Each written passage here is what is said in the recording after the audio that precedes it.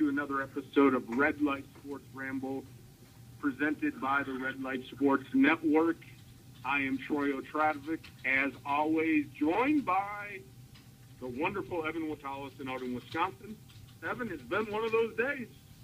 I am traveling for work, so I've been in meetings all day. Then you and I text briefly. Tonight we were going to have Tyler Dunn on the show, who is a writer for the Milwaukee Journal-Sentinel, but he is covering the Milwaukee Brewers in spring training. So due to those obligations, he has to join us tomorrow evening. So we are going to move tonight's episode to Twitter Talk. And I know that you are working so hard today to get some topics from the listeners, and I am looking forward to discussing a few of these topics with you tonight. So I'll turn it over to you, Bud. How was your day? Well, my day was pretty good. Now we're just sitting here at work still, waiting. You know, we're doing parent-teacher conferences today, so just waiting for parents to come and join us and discuss how their kids are doing with our teachers. Now, I was looking for some topics to talk about since, Ty couldn't join us today, but he has graciously accepted our invite for tomorrow at 4:30 for the Ramble. But looking at the topics that are in hand is the ones that I talked about with you briefly in pre-show and decided to be a couple of decent topics. There's a lot of talk going around now that Wichita State, the Wichita Shockers, at 31-0, if they deserve a number one seed in the NCAA tournament. So that'll be one topic we're going to discuss. And the next one, Adam Scheffler tweeted out after the Saints had put the franchise tag on Jimmy Graham that the Packers and the Seahawks should just go on up and sign, give up 2 first-round picks and sign up. And that'd be the other topic we're going to discuss is should the Packers sign Jimmy Graham or not. And with allowed time, the final topic is going to be on 12:50 today. They're talking about, because there's an article that came out on Milwaukee, and it was being critical of the Milwaukee basketball postgame show host the other night because he sounded disappointed that the Bucks put up a fight against the Pacers. Now, the question they're asking is, have you ever, cheered against your team because you want them to lose? So that'd be the other one we're going to talk about briefly as well, if that's okay with you, Troy. I didn't even get a chance to bring that one up for you.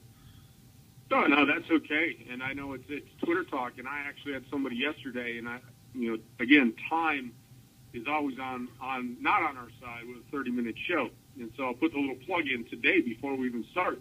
Those of you listening that know people that might want to sponsor the Red Light Sports Network and the Red Light Sports Ramble, let us know. Evan and I are ready to jump on and do an hour to 2 hour show. Thing is, we just have to find a sponsor for our show. And so there, I just plugged it, Evan. I know we don't do it very often, but that's our plug. Those companies that would love to sponsor a radio show, get in touch with myself or Evan on Twitter or email us at redlightsportsramble@gmail.com. But there's a topic yesterday, Evan, that I got asked multiple times because yesterday was the transition and the franchise tag time. I got asked around Pittsburgh about Jason World getting the transition tag here in Pittsburgh. I also was asked many times by fans whether or not I thought that the Packers should have franchise Sam Shields. So we've got a lot of things that we could get to, but let's start with Wichita State because it's very interesting. 31-0 going into their tournament, and let's discuss this, Evan. Do they deserve to be a number one seed in the NCAA tournament? Well, let's look at their stats right now. The 31-0. Now let's see what that 31-0 is against. They're 3-0 versus the top 50 RPI in the country. So for top 50 teams in the country against for the RPI, they've only played 3 teams and they've won all 3. They're currently 7th in the nation in the RPI. Their strength of schedule is 110th in the country, and they're 9-0 versus the RPI top 100. Now compare this to, and because I'm a Badger fan, I'm going to compare it to the Badgers because, there's a lot of talk coming around too if they deserve a number one seed. Wisconsin currently sits at 24-5. Their RPI is 5th best in the country. The strength of schedule is rated 2nd in the country. They are 9-3 versus the RPI top 50 and 15-4 versus the RPI top 100. And currently, WarrenNolan.com is currently predicting them to get a number one seed. Now, if you by comparing those two teams, the Wichita Shockers at 31-0, but if you look at those those two teams in comparison, I don't see how you could pick the Wichita Shockers to be a number one seed over Wisconsin. And I'm just using Wisconsin because that's my team. So I don't think they do deserve a number one seed at all. I think they should maybe get a 2 or a 3 because it's great with what they've done, winning 31 games in a row. But look at who they've done it against. There's not really any games on their schedule that stands out and you can say, this team is deserving. I'm going to pull up their schedule really quick and go over some of the teams they've beaten. They have beaten Southern Illinois, Evansville, Loyola Chicago, Drake, Bradley, Mississippi State. Missouri State. Those are who they've beaten. That's the likes of who they've beaten. Now let's look at their non-conference. They did play BYU and won. They did play Alabama. They did play Tennessee, which Alabama and Tennessee are not. Although they did beat St. Louis, who's nationally ranked, or they were anyway. So if you look at their strength of schedule and look at who they played, I honestly don't think they do. What do you think, Troy? Well, when I look at it, if the selection committee, and I honestly, and I'm going to preface it with this, I believe the NCAA selection committee does a really good job, for the most part, year in and year out, selecting the teams to be in the NCAA tournament. Sometimes, the bubble teams, there's going to be arguments, but those are bubble teams. We're looking at a team that is unblemished. They have not lost a game all year, but I don't believe that they are one of the top 4 teams in the country, even though the AP poll says otherwise. The AP poll, to me, and I've had this discussion with people, is nothing more than a popularity contest, because you can win a game and move up the rankings. You can lose a game and move down the rankings. When you look at the best teams in the country, you're trying to pair them up in this tournament, and correct me if I'm wrong, Evan, isn't the tournament set up to have those top 4 teams meet at the end of the tournament to play for the national tournament title? Is that what the tournament is set up to do? And so, I think so. Well, go ahead. I think that's exactly what they try to do now. I think only once or twice have there ever been all 4 number one seeds playing in the Final Four together. But that's what they try to do, is take the top 4 teams in college basketball and get them playing together at the end. And that's the joy of the tournament, the upset, the underdog. I'll tell you, Evan, as much as it may screw up my bracket when I do it, I always cheer for the underdog. I was cheering for Wichita State last year to make the Final Four. I was cheering for the upset all the time, except, of course, against my team, Wisconsin.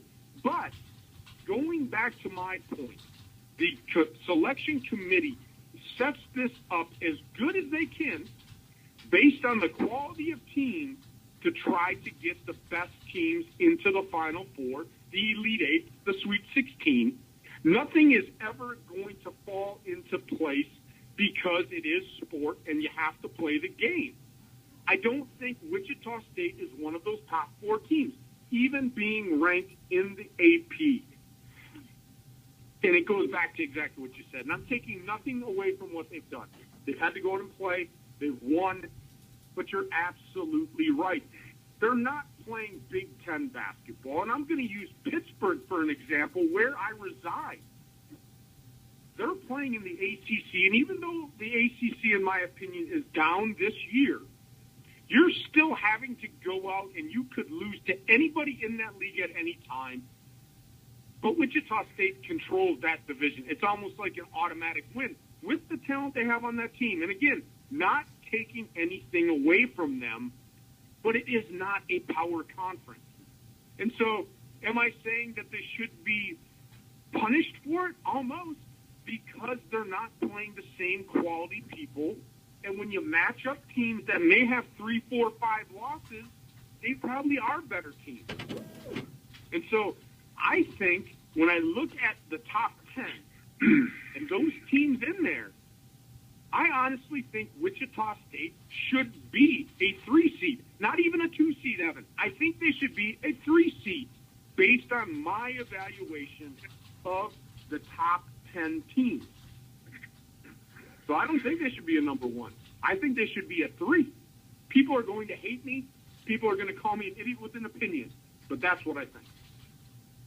Yeah, I completely don't disagree with you at all. I think at best they should get a 2, but I also feel that they should only have a 3. So I agree with you on that one. And it's going to, raise a lot of, eyebrows, seeing what is the NCAA selection committee going to do. Because you have a team 31-0, and I think if you look at all the other times there's been a team that finished the year undefeated, I think they've always gotten that 1 seed. And Bill Self, the head coach at Kansas, who the Jayhawks are pretty much assured of what number 1 seed, he's arguing that the we Shockers should get that number 1 seed.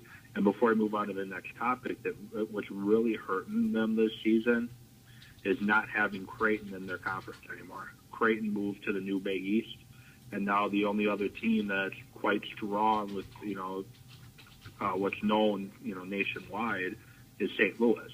They're the only team that really left in that conference. So that was a huge loss for that conference.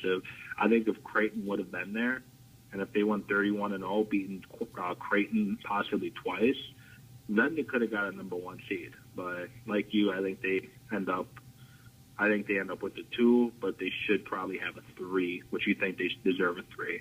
Now the next question: the New Orleans Saints put the franchise tag on Jimmy Graham. Jimmy Graham, who goes 6'7", tight end, and puts up amazing numbers. Let me bring up his 2013 stats really quick. So in 2013, Jimmy Graham had 86 receptions, targeted 144 times, 1,200 yards receiving, 16 touchdowns in his career, and he's been in the league since 2010. He has 301 receptions, 3,800 yards receiving, and 41 touchdowns. He had 16 touchdowns last year out of those 41, and he didn't lose a fumble at all last year. He's only lost 3 fumbles in his career. Now the question is, and Adam Schefter put this out there, basically he was saying that the Packers should sign Jimmy Graham, or the Seahawks should, and give up 2 first-round picks to do so. And the question needs to be asked: would it be wise for the Packers to do that? When you look at, they're going to be $33 million under the cap, and Mr. Graham got the franchise tender as of right now as a tight end. He is appealing that decision. There's about a $5 million difference. If the Packers were to sign him, they could sign him, I believe, for that 1-year tender, but they would have to give up 2 first-round picks. Receivers would earn $12.3 million under the franchise tender. A tight end would make $7 million. So if the Packers were to do that, they'd be giving up a lot in 2 first-round picks, and also spending a lot of money for it. When you look at all the holes the Packers have on defense at all 3 levels, do you think the Packers should sign Jimmy Graham? Nope.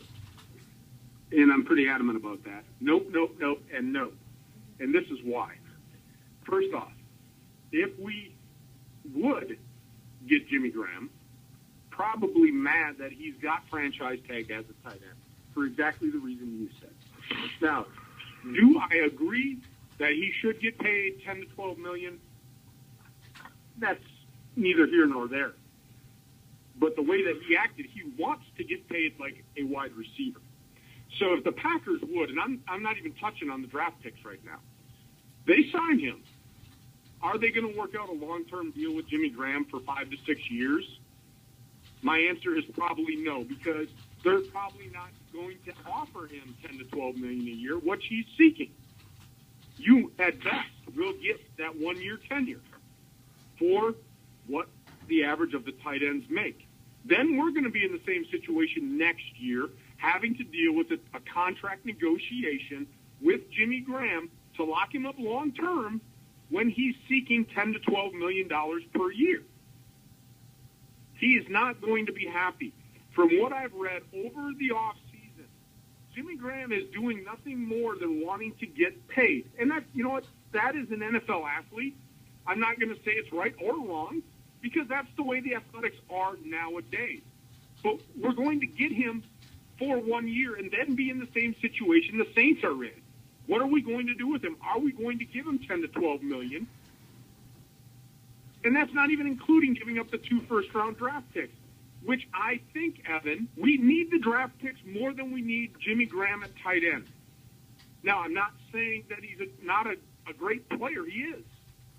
Would he fit in our system? I think he would. But I think he comes at too high of a price tag, especially giving up 2 number 1 picks. Granted, we're picking 21. Most likely in the 2015 draft, we'll be picking in the 20s again. Knock on wood that we should have a pretty similar year to what we had this year, if not better. But we've got holes to fill. And this would totally go against Ted Thompson's philosophy that you and I sometimes disagree with. But he wants to build through the draft. So I don't see the Packers giving up 2 first-round picks to sign Jimmy Graham. And to be honest, I don't think it's wise to give up that value, especially in this draft, because the draft is deep. You and I talked about it. We're going to talk about it more as we get closer to the draft. We're going to get value at 21 this year. And I'll even talk about it. I'll just let the cat out of the bag. This might be the year that Ted Thompson trades down to collect more draft picks because of the depth of the draft, depending on what's available at 21. So I totally think that the answer is a big, fat no. What do you think? I've been kind of going back and forth on this since I saw Adam Scheffler's tweets, and you look at it.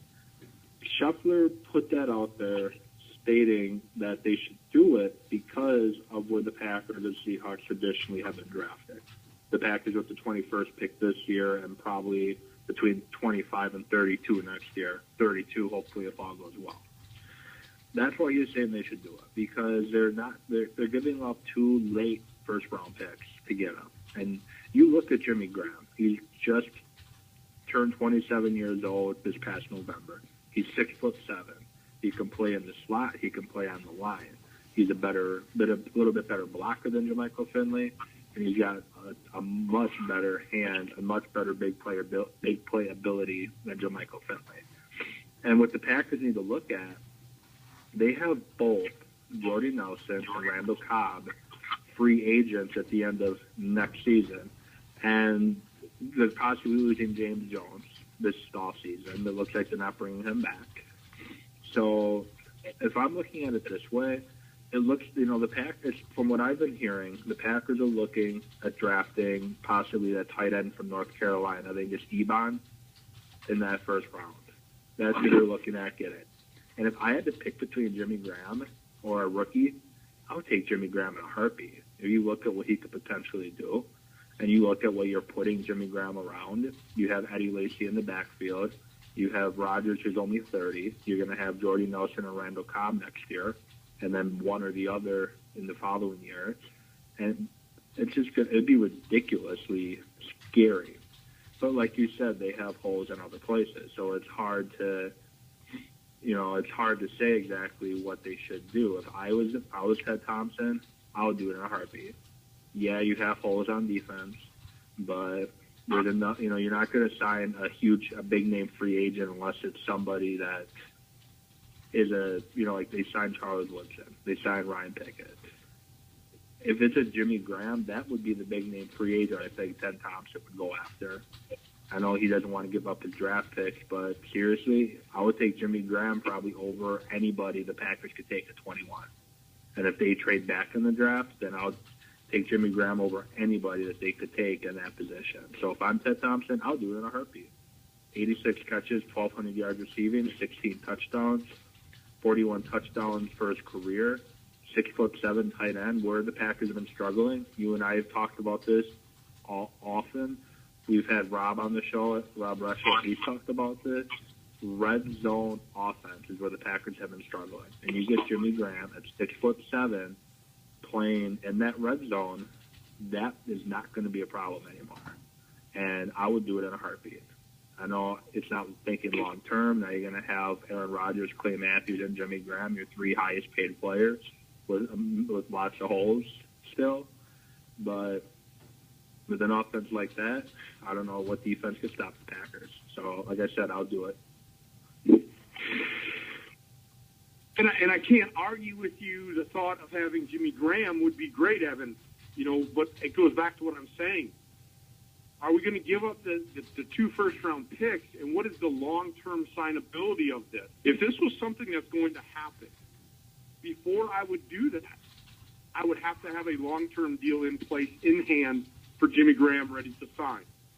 Because if I'm just going to do it and get him for a 1 year at the price that he's at, and then have to just maybe deal with a holdout or a contract negotiation, then I look at it as a bust. That's the way I look at it. I can't argue with you with this production. I can't argue that it would be scary. But I guess a little bit from the opposite of your saying, I am looking long-term. I'm looking at it from the standpoint of, is it worth it to give up 2 first-round picks for 1 year, if that's all it's going to be? So I would have to have that contract in place, that Jimmy Graham is going to sign that long-term, so that I know that I don't have to deal with this. And all of a sudden, after 1 year, I've now given up my draft picks, and now I've got to franchise tag him again or do whatever and go through this. That is what is stopping me from saying pull the trigger on that deal. Yeah, but, I look at how Ted Thompson has worked in the past. I don't think Ted Thompson would just, sign him on that 1 year tender. Like, that's all they really necessarily needed to do. And if the Saints didn't want to match it, then they would get him for that 1 year tender, and they would give up 2 first-round picks for him. I don't think Thompson would operate that way. I think Thompson would make sure that, obviously he initially puts that tender in, like that offer sheet on, but I think he works with Graham on getting that long-term deal. Because, like I said, the Packers got decisions to make long-term. They have Randall Cobb and Jordy Nelson both set to become free agents at the end of next year. They're going to possibly be losing James Jones, who turns 30 this offseason. Where are your weapons going to be for number 12? If Nelson, Cobb both leave via free agency, what are the Packers going to do? You're possibly losing Jermichael Finley with that neck. Plus, looks like he's going to want top tight end money when he's not a top tight end. But guess what? Jimmy Graham is a top tight end. He's not been that big playmaker that you wanted in the past. You get Jimmy Graham, you lock him up for a 4 to 5 year deal. Your tight end position's set for pretty much the remainder of Aaron Rodgers' prime. You get Cobb or Nelson. I don't think they can get both, but you get Cobb or Nelson to up long term for a 5 to 6 year deal. Again, you got Cobb or Nelson or possibly both for the next 4 to 5 years, right down the middle of Aaron Rodgers' prime. I'm tired of seeing the Packers wasting Aaron Rodgers with, one and done in the playoffs. I'm tired of seeing it. They need somebody who they can match him with weapon-wise for the next 4 to 5 years when Rodgers is going to be 34, 35 years old. So we're not looking when he's 35 years old and we just see the one Super Bowl like we had with Favre. And, yeah, I know the defense needs help. They need to be fixed. But there's guys out there that's relatively inexpensive that can fix the defense. And the Packers do have a lot of young guys on the defense that gained a lot of experience this offseason. So I just see Jimmy Graham sitting there, and I'm just drooling over it. I think it sets the Packers franchise up pretty good for the long-term future rather than setting it back. So that's just, I guess I'm the idiot with the opinion on that one.